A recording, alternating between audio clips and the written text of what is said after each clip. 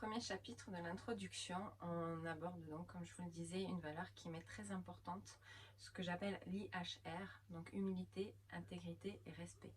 C'est-à-dire qu'il est important pour le futur thérapeute que vous souhaitez être, et ça s'adresse bien sûr plutôt aux futurs thérapeutes, si vous faites cette formation uniquement pour vous former à titre personnel et pour l'utiliser dans le cadre familial, j'ai envie de dire que ça peut être intéressant d'aborder ces valeurs aussi, mais en tout cas en tant que thérapeute, il est important de rester humble parce que vous commencez à peine à apprendre l'aromathérapie et même moi encore aujourd'hui, après 10 ans de pratique et 7 ans de manière professionnelle, j'apprends encore quasiment au quotidien.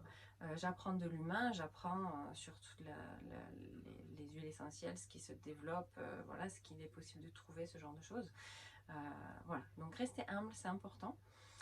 Intègre, parce que votre but n'est pas d'établir une dépendance de la personne qui vient vous consulter, mais plutôt au contraire de l'autonomiser et de la responsabiliser face à sa santé et de manière naturelle de préférence.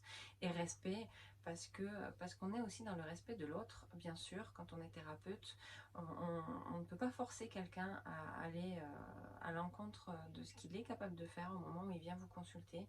Et même si vous, en tant que thérapeute, vous savez qu'il y a des techniques un petit peu plus approfondies qui pourraient lui correspondre mieux, c'est peut-être pas forcément le moment pour cette personne-là. Donc voilà, de vraiment respecter l'autre et son rythme, je dirais. Voilà. Et bien écoutez, bon apprentissage dans ce premier chapitre de l'introduction. À plus tard.